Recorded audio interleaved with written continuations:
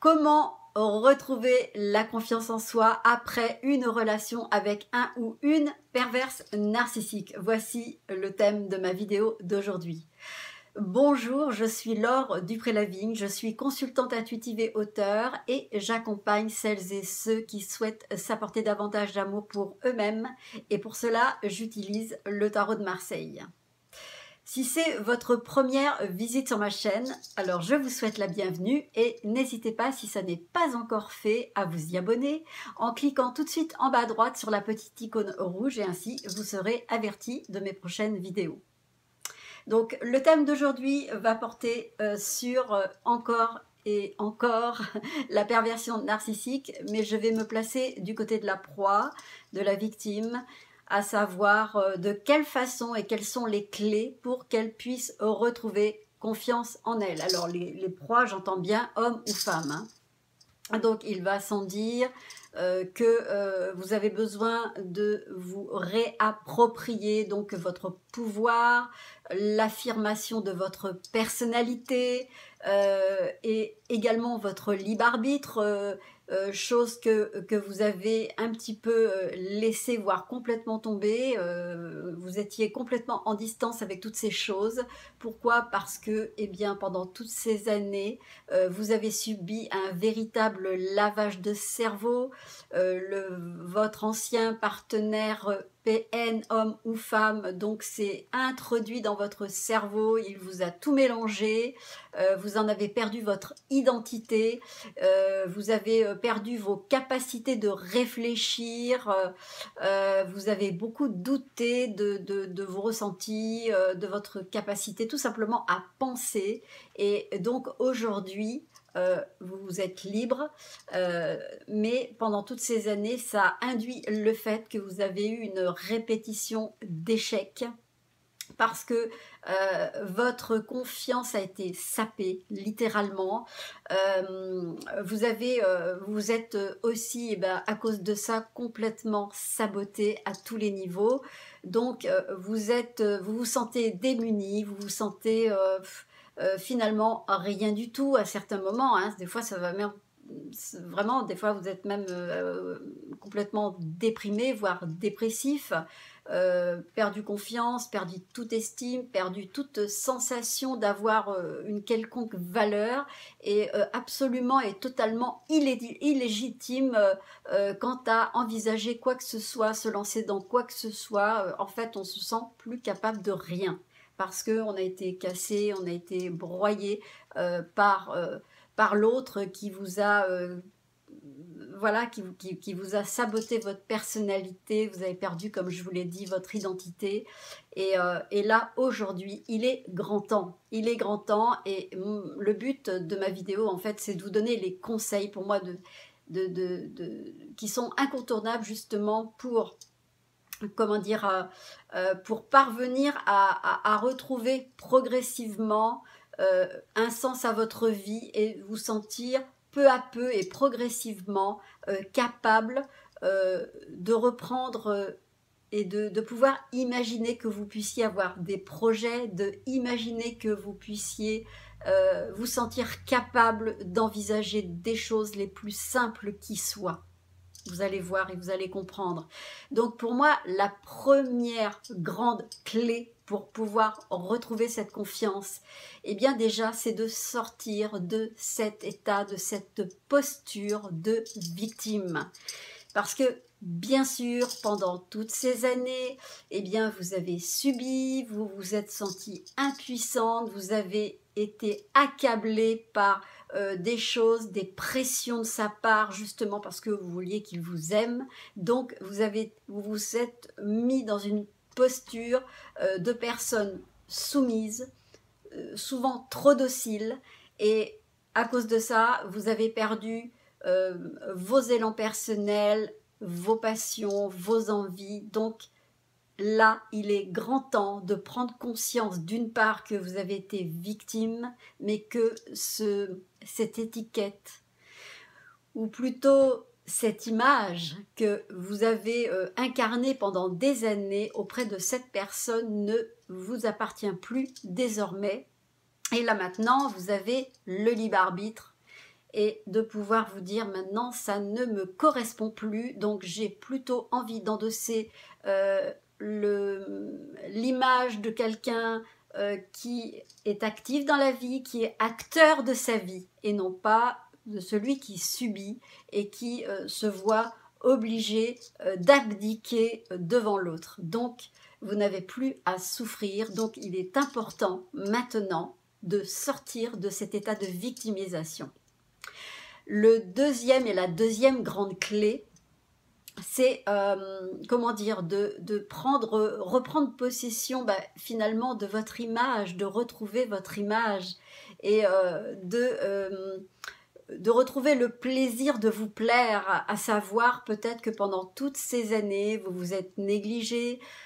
Souvent à cause de ces relations, on rentre dans des addictions qui peuvent être extrêmement diverses, comme le fait de manger beaucoup plus, donc vous avez peut-être du surpoids, peut-être que vous avez plus, vous êtes tombé dans le fait de fumer, peut-être que vous vous êtes mis peut-être un peu dans l'alcool, peut-être que vous avez consommé des drogues, peut-être que vous êtes peut-être sous médicaments, antidépresseurs, peut-être que vous êtes rentré dans quelque chose d'assez destructeur en fait, hein, qui vous a abîmé physiquement, qui vous a abîmé aussi au niveau de votre santé.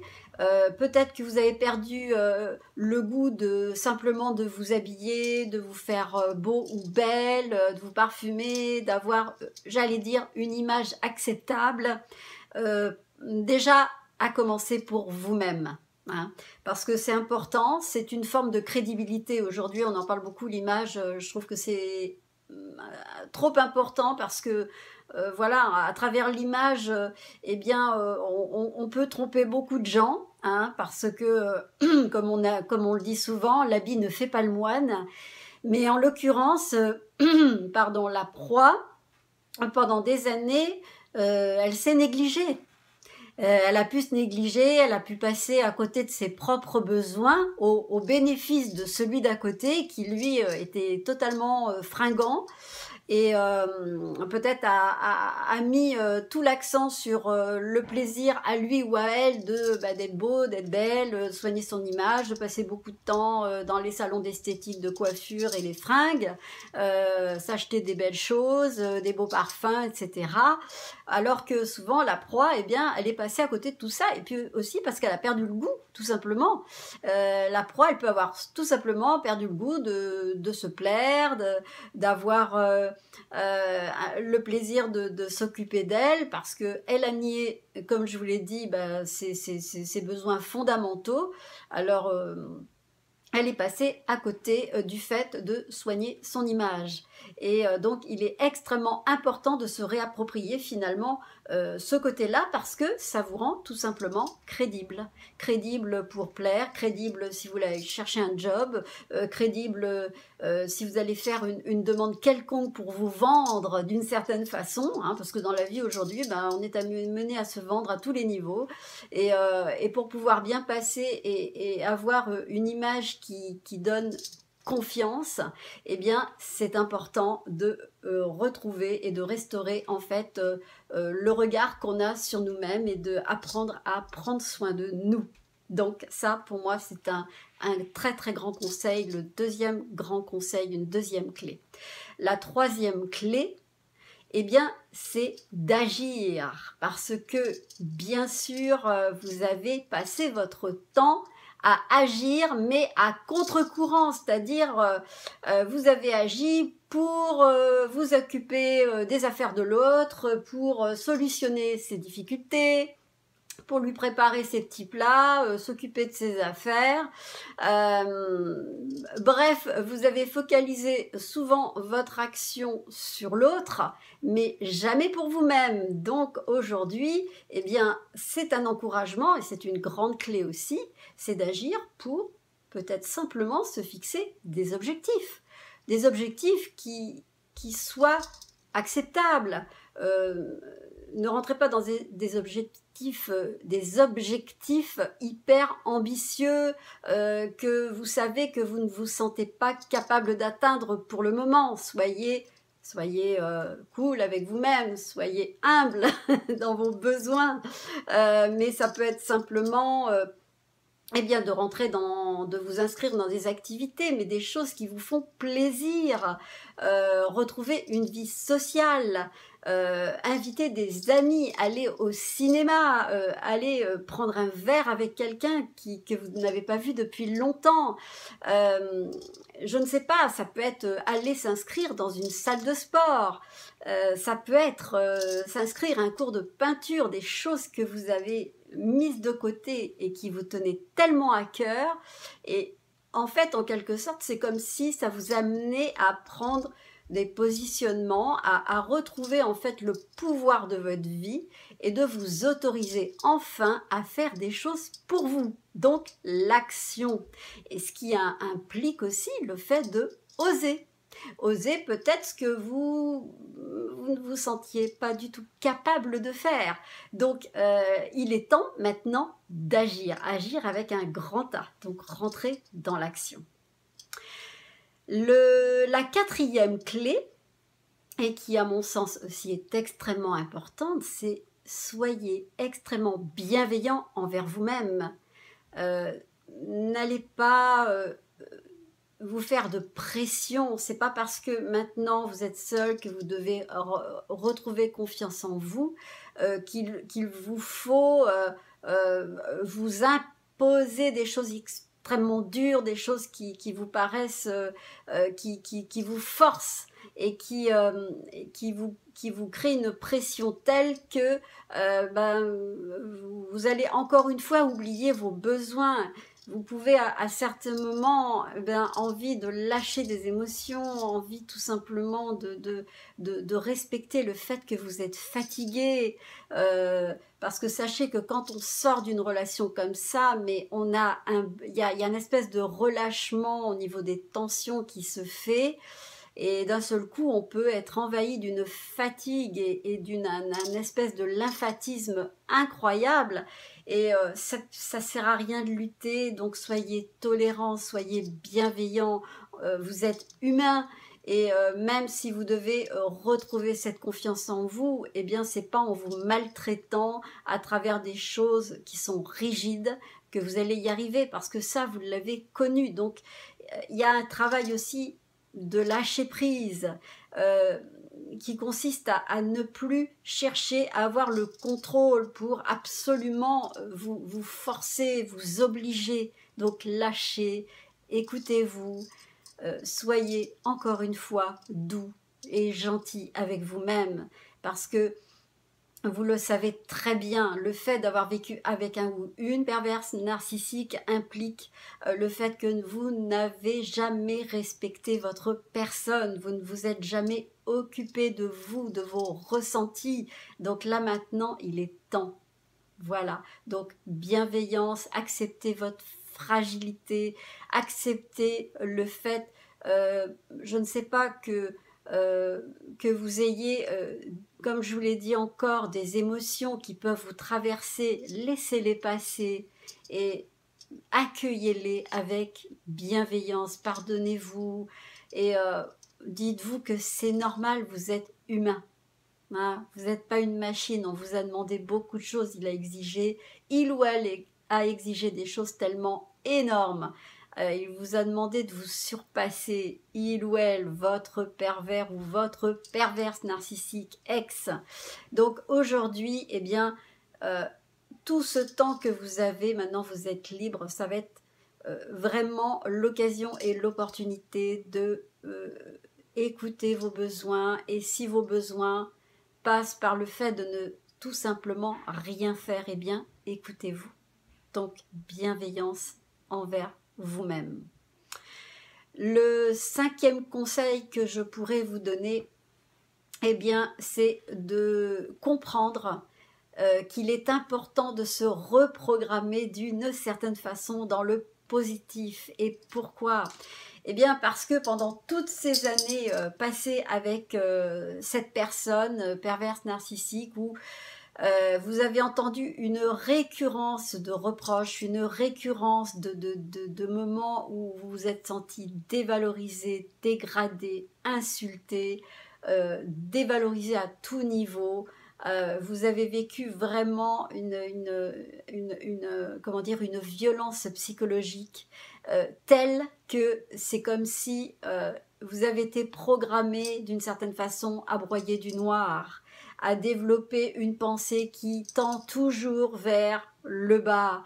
En fait, c'est comme si vous étiez votre cerveau, il était programmé à penser toujours qu'il y a des problèmes, que c'est difficile, que il faut toujours résoudre des choses. Donc c'est toujours dans une sorte de spirale ascendante. Descendante, pardon, c'est pas la même chose.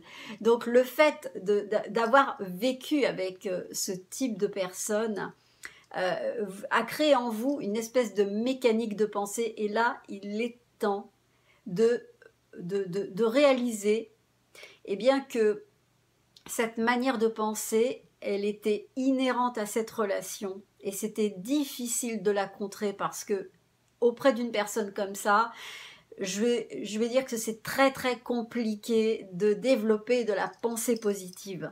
Et quand bien même vous y arrivez, de toute façon, à un moment donné, vous êtes obligé de le quitter, cet individu, homme ou femme.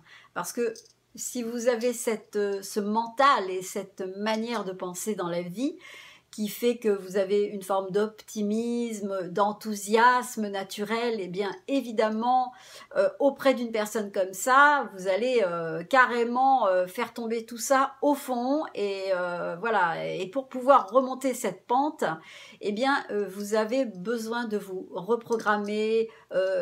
Il y a des techniques pour ça, mais peut-être simplement, ben voilà, comme je vous ai dit, de méditer, de vous imaginer, certaines personnes font de la visualisation, ça peut être tout simplement de vous sentir bien, de vous imaginer dans un endroit, il y a beaucoup d'exercices comme ça sur YouTube qui vous sont proposés pour travailler la pensée positive, mais c'est super important d'en être conscient. Parce que j'ai souvent remarqué des proies qui, sortant de telles relations, je le dirai jamais encore assez, qui sont complètement destructrices, elles ont gardé encore ces réflexes, hein, hommes ou femmes, de toujours penser que la vie est dure, que les choses sont difficiles, qu'il y a toujours le mot galère, difficulté, c'est dur, etc. Ça revient toujours. Et finalement, c'est toute une observation par rapport au vocabulaire qu'il va falloir changer. Pour moi, c'est une clé, hein. Si vous voulez avancer dans la vie et retrouver la confiance, pour moi, c'est super important d'apprendre à observer en fait ses pensées, et peut-être d'écouter un petit peu les mots qu'on utilise, et que c'est très important, comme vous savez, que la pensée est créatrice, et les mots qu'on prononce impactent notre vie. Voilà.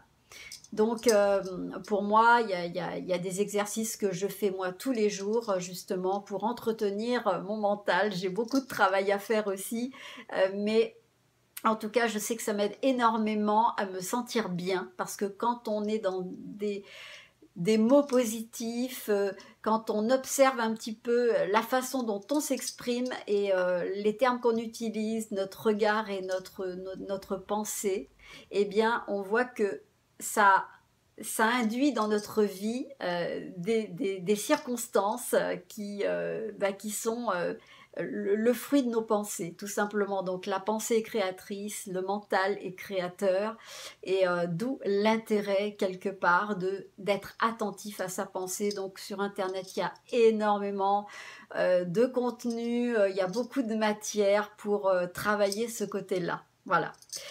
Moi en tout cas, j'utilise la gratitude, et je vous assure que c'est vraiment merveilleux comme outil, parce que voilà, on est toujours en train de remercier ce qui nous arrive, et à force de remercier et de continuer à remercier, l'univers nous en envoie encore et encore et encore, pour nous donner à nouveau l'occasion de remercier, et ça ne s'arrête jamais. Donc ça veut dire qu'on reçoit des cadeaux en permanence.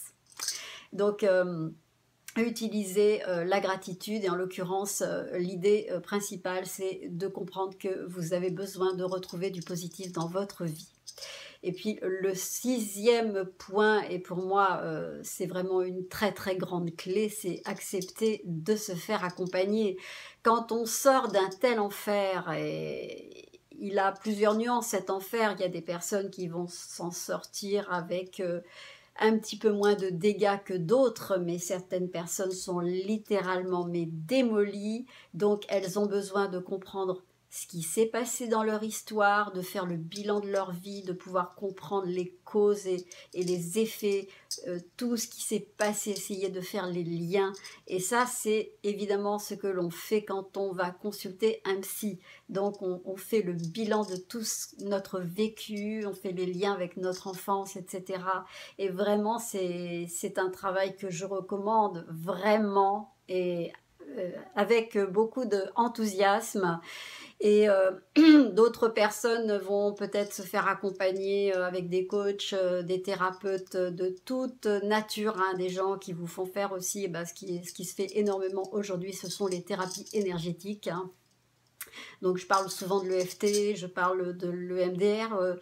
Moi, je ne l'ai pas pratiqué, mais je sais que c'est extrêmement efficace, et parce que ce sont des thérapies qui sont très rapides, voilà, et qui permettent de vous alléger et de travailler des choses, et surtout d'avancer, voilà.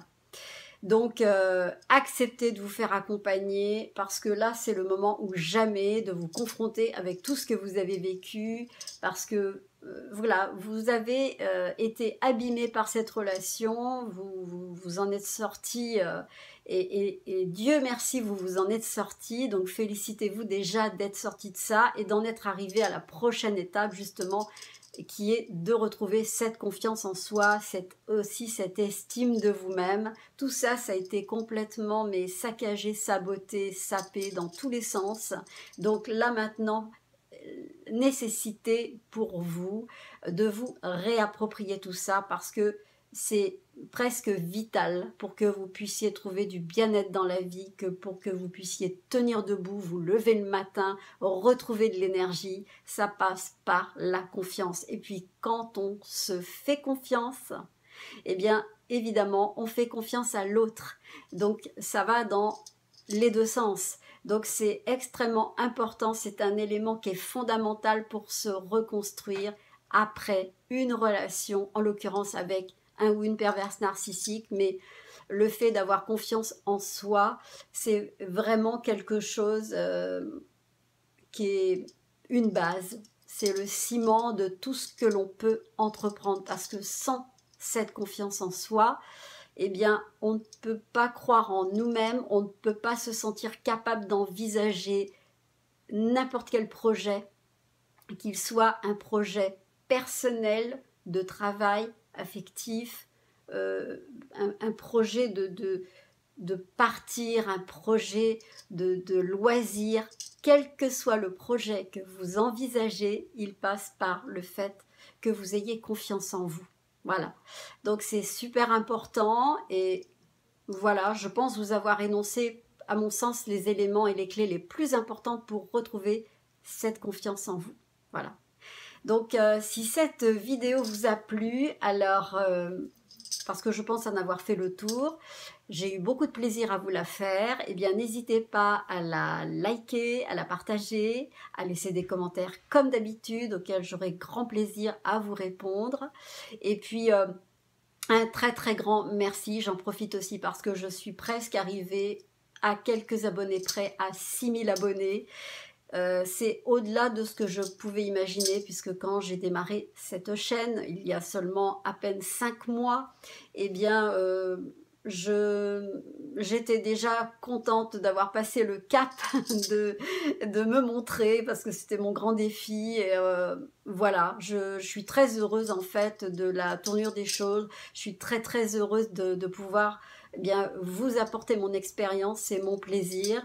Et puis voilà, de répondre à vos commentaires, de répondre à tous ces messages que je reçois en privé, et qui me permettent aussi de voir aussi l'envers du décor pour certaines situations qui souvent sont extrêmement dramatiques.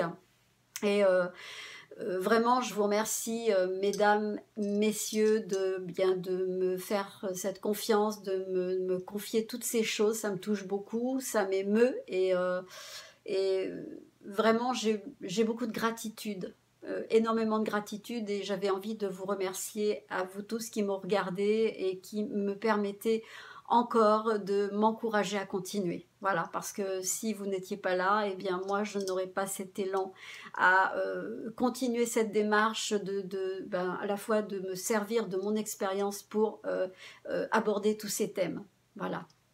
Donc, je vous remercie en tout cas de m'avoir suivi jusque-là, de m'avoir regardé. Et puis, je vous dis à très très très bientôt pour une prochaine vidéo. Au revoir.